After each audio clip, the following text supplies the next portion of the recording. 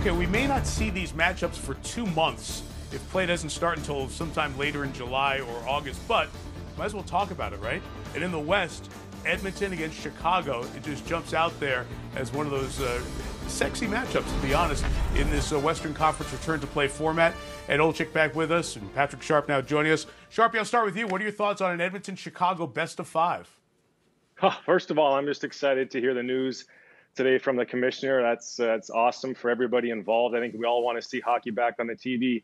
Perhaps nobody more so than my wife, Abby, who can't wait to get rid of me again, send me back to the studio in Stamford. But, that 5-12 matchup, Edmonton-Chicago, right off the top of my head, I started thinking of the two best players in the game up to the first 70 games this season. That was Connor McDavid and Leon Draisaitl, two of the top forwards in the game.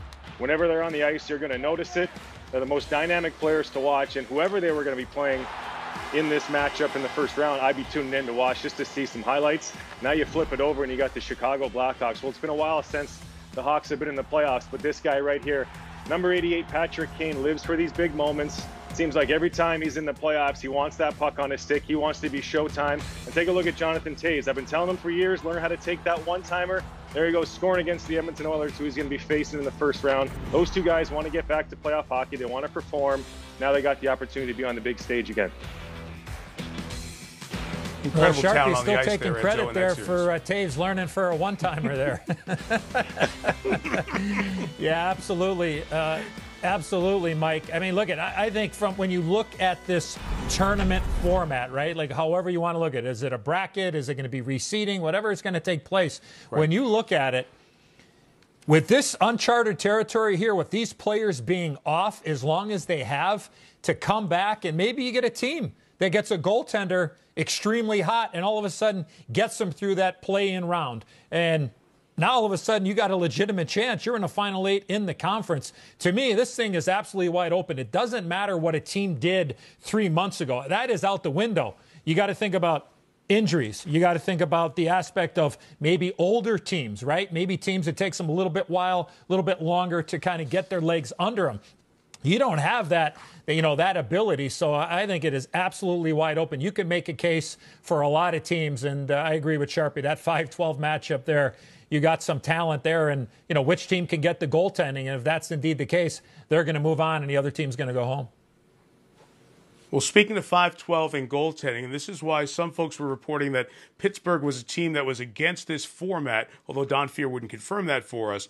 The 5-12 in the East, when you look at that Eastern bracket, would be Pittsburgh and Montreal, and you talk about hot goalies. Carey Price, Sharpie, could change the entire equation of a series like this very quickly. Yeah, absolutely. Everything Enzo just said applies to what we're going to see in the next couple of weeks or whenever we get started with this playoff format. We don't know what's been going on for the layoff. But the sounds of things, these players got some time. They've got a date or somewhere close to it where they can get focused, get in some kind of shape, and get ready to go. But when you look at this potential matchup, Carey Price in the net for the Montreal Canadiens is a game changer. I know we're taking a look at these high-flying Penguins who did have some key injuries going into this shutdown. Hopefully they're healthy and ready to go. You got Crosby, Letang, Malkin. Jason Zucker was a huge pickup for them at the deadline. But in goal, Carey Price is the equalizer. And this Montreal team who was fighting for their lives just to get into the playoffs, they get a second chance here. They got a tough opponent in round one. But, hey, when you got Carey Price in net making saves, you got a chance to win every night. And with the uncertainty of how these teams are going to fare in those first couple games, it'd be nice to have a guy like Price in the pipes.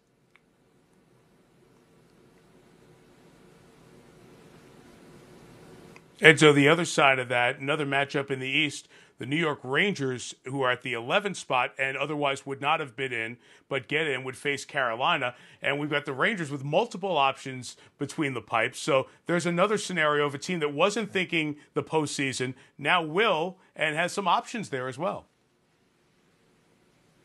Yeah, David Quinn has done an amazing job there, Mike, with the New York Rangers. And look, you could argue, and I know the commissioner said, right, that the regular season has concluded, but you could argue that if the Rangers, if we would have went and continued to play the regular season, in my opinion, if the Rangers would have made the playoffs, Artemi Panarin could have been a finalist for MVP of the National Hockey League. That's how good the Breadman has been with the New York Rangers. And, you talk about the young goaltending.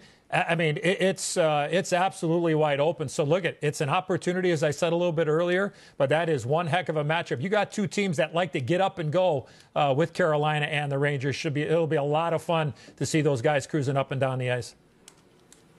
Panarin had a fabulous February. Patrick Sharp, Eddie Olczyk, thank you guys. We appreciate the perspective. We hope to be talking about this for the next 2 months or so and hopefully get back on the ice. We're back with a final word on this edition of NHL Live in just a moment.